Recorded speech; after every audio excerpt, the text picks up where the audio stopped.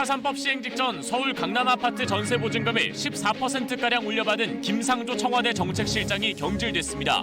문재인 대통령은 부동산 민심을 반전시킬 마지막 기회라며 공직사회 혁신을 주문했습니다. 정부가 부동산 투기를 근절하기 위해 전국 40여 개 검찰청에 전담팀을 설치하는 등 사정기관을 총동원하기로 했습니다. 토지담보대출 규제를 신설하고 투기로 인한 부당이득은 5배까지 환수합니다. 6년 이래 최악의 황사로 미세먼지 농도가 20에서 30배까지 치솟으면서 오늘 전국 대부분 지역에 황사 경보가 내려졌습니다. 충남과 호남, 경남, 제주는 내일도 황사가 예상돼 미세먼지 비상저감 조치가 발령됐습니다.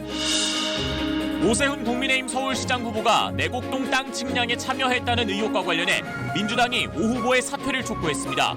현장 입회자를 확인해보자며 오 후보 측이 공개 청구한 측량 서류는 오늘 청구인에게 전달된 것으로 알려졌습니다.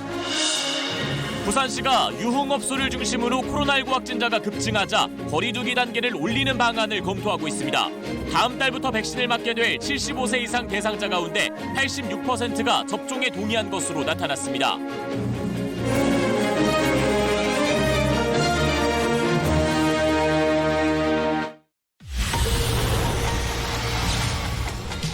임대료 인상폭을 제한한 새 임대차법 시행 직전 자신의 강남 아파트 전셋값을 대폭 올려받은 사실이 드러난 김상조 청와대 정책실장이 전격 경질됐습니다.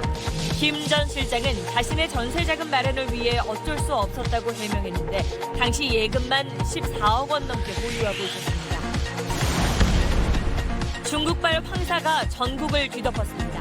황사의 영향으로 일부 지역 미세먼지 농도는 한때 세제곱미터당 1000마이크로그램을 넘어섰습니다.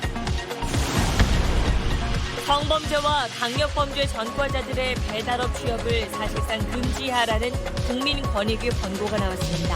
단독 취재했습니다.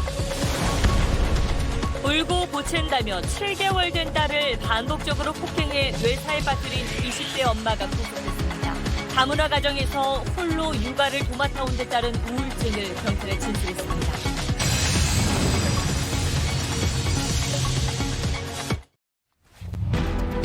문재인 대통령이 임대보증금 인상폭 제한법 시행 직전 자신의 아파트 전셋값을 크게 올려 물의를 빚은 김상조 정책실장을 전격 경질하고 후임에 이호승 경제수석을 임명했습니다. 문재인 대통령이 반부패 회의를 주재하고 성역 없는 부동산 투기 수사와 모든 공직자의 재산 등록 의무화를 강조했습니다. 정부는 부동산 부패 근절을 위해 특별수사본부를 2배로 확대하고 부당이득은 최대 5배까지 환수하기로 했습니다.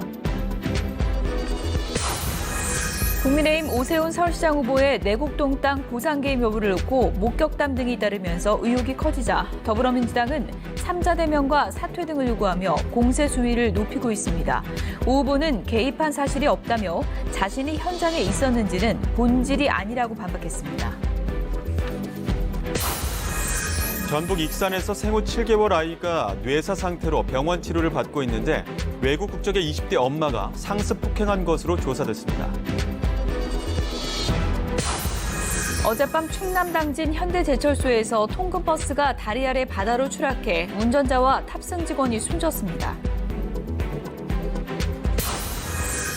미얀마에서 최악의 유혈 사태로 100명 넘게 숨진 그제 군부는 호화 파티를 즐긴 것으로 드러났습니다. 국제 미인 대회에 참가한 미스 미얀마는 국제사회 도움을 눈물로 호소했습니다. 11년 만에 가장 강력한 황사가 중국을 거쳐 우리나라를 덮쳤습니다. 여기에다 20구까지 겹쳐 전국의 대기질이 최악의 상황을 맞고 있습니다. 제주는 일부 항공편 취소 사태까지 빚어졌습니다.